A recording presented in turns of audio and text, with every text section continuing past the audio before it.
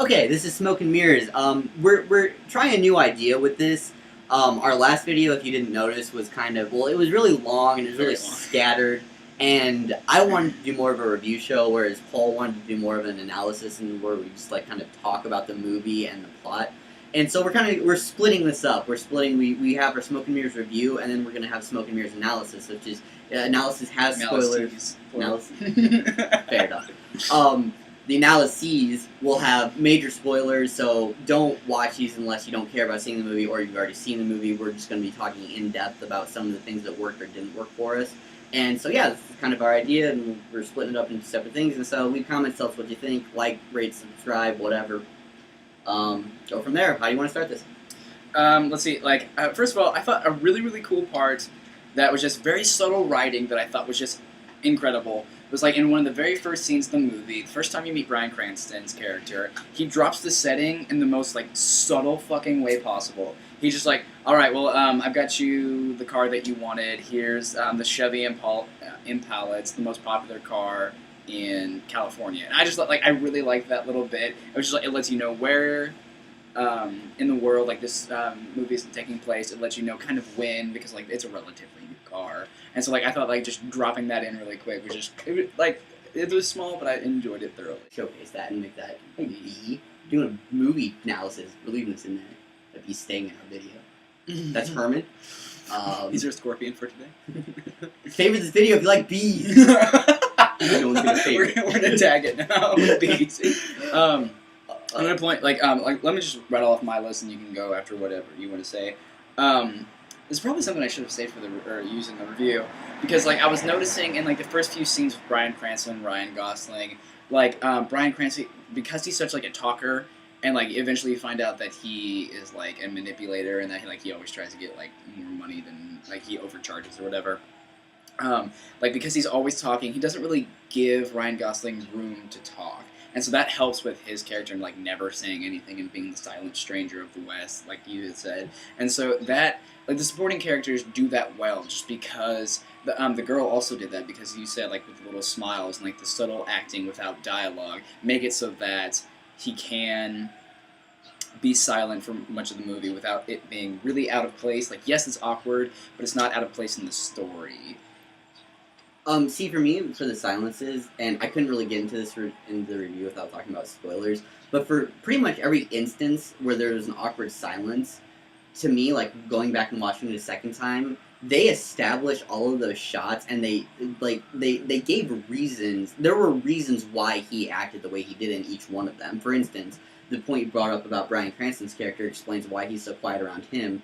I think that the awkwardness with the girl is just because he likes her, and yet he's there's a whole complexity with the whole family issue, so he doesn't want to intrude, and there's a whole issue with the father coming back from prison, and he doesn't want to intrude in the family, so his silences with the girl or with the woman are, I think that he just doesn't know what to do, and it makes him more human and more vulnerable when it shows his romantic confusion. Yeah, and then the third setting when he's being quiet is when the mobsters are talking about him, and if you look at their faces when they're talking to him, I said about him too. When you look at both their faces when they're talking to him, their eyes are focused, and there's a lot of facial things going on, and then they're sizing each other up, and when he's being quiet, he's sizing them up and showing them that he's strong and stuff. And then there's also, and they're just trying to intimidate him. Exactly, so, but saying, fuck you, I can be silent. He's trying to intimidate them back. And he's showing, yeah, exactly. He's showing them he doesn't the one guy's always trying to talk to him, and he's just yeah, I'll raise up. What?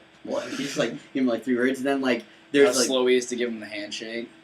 And then whenever he's talking to one of his criminal associates, he's always doing that too, and it's just to show his power and his intimidation. And so what we I said, going back a second time and knowing the scenes and knowing what they're setting up, it explained it a lot better for me, and it made it a lot easier to take. Another point, this is just more of a joke, because, I was going with the whole, the jacket looks like it's straight out of the 50s, in my opinion. It's basically, the story is about what happens to the, weird, is it, no, it's not reclusive. It's what happens to the weird, reclusive greaser when he grows up. Because, in the movie Grease, well, I'm taking this from both Grease and Outsiders, because the greaser term. But and Grace, like they're obsessed with their cars and stuff like that, and like there's also like the romantic involvement. But like because I think they go to show that like Ryan Gosling has never really had much of a romantic involvement with anyone, especially when he says at the end that the time with the woman and the child was the best time of his life. And so say he was a part of this like greaser gang in high school or college or whatever. And then he never really fooled around with girls. He was more about the cars, 100%. And then, like when this one specific woman got caught up in his life, then he started going kind of wild, and you get to see his true colors as an individual. Because like they were also kind of the outlaws. Like I feel like they were like I haven't seen Grease in like 10 years, but I feel like they were like drinking a lot and stuff like that. And so like they show that like he probably did. So anyway, I just think it's funny that, like, in my opinion, like, I could see this as, like, an extension, like, obviously, like, 50 years later, but, like, what happens to greasers when they grow up? Well, no, like, you frame that as a joke, but I think that's actually a really interesting point. Like, I had never considered that. I really, really, really think... Hear that? That's really interesting, man. Like, that's interesting. Like, because when you say that, I go back and I think, and the focus on the cars and the focus on the jacket, like... Though it's an interesting point. I think that's less hanging humorous. it on the shoulder, Okay. you know, like it's kind of like a leather jacket. Oh, fuck, man. Okay, I'll stick in the analysis because whatever. I made a point about it being like an old western, and one of my evidence points for that was the way he hangs his jacket is a lot like the poncho that Clint Eastwood wears in The Good, and the Ugly. Yeah. Oh, well, in the other movies too. But like he's always like has it wrapped around like it just like. I think that's fair for the analysis. I mean, like I wanted to include it in the review, but like well, you're right. It fits better in the analysis. Anyway. Like, cause kind of like I don't know if it's like a trope, but something that happened with Clint Eastwood movies is when he's in town and when he's like dealing with people, he has his poncho and his clothes, and then when he becomes like the gunfire persona, you know, he dons it. He moves it back to the back of his shoulders, so his hands are free to get to his gun. Okay. And so whenever like Ryan Gosling's character is being really extreme, he's wearing the jacket. And whenever he's coming off of a job, he has the jacket slung around his shoulder. Mm-hmm. And I think that's very, like I said, old Western-esque. And it's an allusion to Clint Eastwood's character and stuff like that. Another point that I was going to make, like I kind of made it in the review, how... Jesus Christ. We just gotta wait for this. We live on streets! I thought that'd be funny, it wasn't. I didn't get it until you told me that it needed to Well, be because, like, my streets. So. My thought process is, like, we live on streets. Because, like, not everyone... Fuck, I don't know. Continue! You should have said we live on the street. I Gee. come from the street. Anyway, I was going to say, like, talk about how the movie, like, in the review I said that the movie is made realistic by the extreme actions of the characters. And just, like, because, like, we needed to be desensitized. And so that's why you have the lull before, like, the very extreme violence. But, the thing that, like, I compared it to in my mind was Pineapple Express. Because, I mean, like, when you watch that movie, yes, there are crazy things going on, and it's absolutely absurd. But for a lot of it, I really think that is how the characters would react to those events if they were normal human beings and not just characters in the story. And I like that about Drive and Pineapple Express, because I fucking love Pineapple Express. It's good. There's just something little I wanted to bring up before I forget. This doesn't really fit. Like, part of the analysis videos, I feel like, is going to be... Because, like... going back and forth.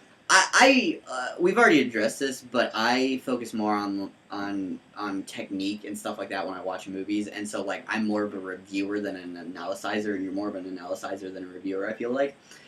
So for me, like some of my analysis isn't going to be analysis; it's going to be things that I just fucking liked. Mm-hmm. And with that being said, I wanted to bring up when Bryan Cranston dies in the movie, they constantly talk about how his character is unlucky. And the last shot you see of him is Ryan Gosling's character, like, turning his head, and you see there's a horseshoe tattoo on his neck, and I did not notice that. It's upside down instead of right side up, and so it's like it's unlucky instead of lucky, and it's just like I really, really like that, and I thought that was a really, really awesome shot to lead the character on. And also, the way he was killed was so just, like, violent and soft at the same time. It's so striking just because, like, you know what's coming. You know that, the one mobster is, like, coming to get him and kill him, because, like, he's a loose end that they need to tie up. Looking for bugs? Put some tobacco in it on accident. This is a drink for men. Put hair on your nose. Let me phrase. Put hair on your chest. Anyway. but like you know it's coming, but like when he strikes him, it's like damn, like he actually did that, and like you're expecting because you had already seen like a pretty violent death where he like stabs the guy in the eye, stabs him in the neck multiple times, and it's like you're expecting like just a terrible, terrible way of dying, but just like a quick slit, and then just like the pain you see in Bryan Cranston's eyes, it's intense. I really like. Got me to move. Well, it was really interesting what they did with the character, the one who killed Bryan Cranston. Like, because it was obviously an act of mercy the way he did it. At least that's what I take away. It wasn't like violently stabbing him in the neck. It was opening his veins and just being like, look, it's over. It's over. It's just relax. It's done. That made him so much like more insidious to me. Like, what a I want to know that character's backstory. What a good way to establish a character. Like, that was, like I said, I really like this movie, and that was a really good technique. Before we go on to, like, I want to talk about how the stories of, that guy's name is Bernie, that kills Bryan Cranston, and, like, the other, Ron Perlman, Ron Perlman. His character's name is Nino, by the way. Anyway, I thought it was very interesting, like, how we cut him on the arm, like, while shaking hands. Because like Bryan Cranston's thing is that he always overcharges people and stuff, like he always like kind of finagles them financially, and that's how he's gotten into a lot of trouble. And then like the last thing is he's shaking his hand, and that's how he gets cut. Like instead of like cutting other people and like kind of backstabbing them financially, he is the one who gets cut, and that's how he ends his life. That's a very good point, man. Like analysis, man. Analysis. See, like you're much better at analysis than I am. Do you want to move on, or do you want? Because I've got something I can bring up if you don't have anything at this point. Eventually, I want to talk about Bernie and Nino, but that's it. Okay. Well, since we're talking about Bernie, let's move on to that, and like I'll go with what I want to do. Like I said in the review portion, I just absolutely love the supporting characters of like the two mobsters, which are Bernie and Nino, who are like the ones that have Bryan Cranston under their employ, and therefore Ryan Gosling, and they're the ones who set up the murder of the chick's husband or whatever. And man, one of the best points is like when they're arguing with each other. Like I like how there's strife between them, because obviously they're like business partners, or whatever, but they still have like the freedom to like yell at each other and give each other shit. But when Ron Perlman is talking about like how they still call him a kite, like the family or whatever, like their bosses basically like still treat him like he's a Jew and he's like not welcome into their family or whatever, like because they still belittle him. That's why he wanted to like rob them, and like he has such a compelling story. Like that was interesting enough, and then just to see the development of the Bernie character, like how he can be a nice guy, be just such an evil bastard, is ridiculous. And like those two characters were just beautifully laid out, excellent additions to the story that made me like want to see more of them, but like because I didn't see enough of them, it made me like them that much more, I guess. See, like you brought that up in the review. You were talking about how like you wanted more backstory of these two villains. I disagree. I think that I've always been one to believe that less is more in movies, and so I think you just hit the nail on the head with what you just said. I think that the amount you got was perfect because it interested you and enthralled you, and it gave you enough of an emotional window to understand a little bit about the characters, but not everything. And see their motive and see why they are doing this, so that they're not 100% bad guys. Exactly. Are you gonna be like Ryan Gosling right now with your toothpick? Yeah, well, that's kind of an illusion. I was doing an illusion. That was good. I caught it. All right. I guess the only thing left for me that I want to talk about is I really, really liked the ending scene. I thought it was really cool. First of all, I love when he puts on the mask. Like that, and like when he's just like framed in the door of the pizza place, that was terrifying. It was. Like seeing that, it's just like seeing like was it Michael Myers? Yeah. Halloween. Yeah. Like that is just like it's horrifying. It's just like something's gonna happen, and then like it cuts out to where like Nino's walking out, and I'm just like, wait, he didn't just bust in there and kill everyone? Like the fact that he like waits outside and waits for his chance to strike is horrifying about Ryan Gosling. Because I mean that just shows that he like plans and like will do the absolute necessary amount of damage possible. And like I said, it wasn't subtle at all, but I love the fact that he drowns him. Because that's the whole point of the scorpion and the frog, is the frog drowns. And that was just awesome.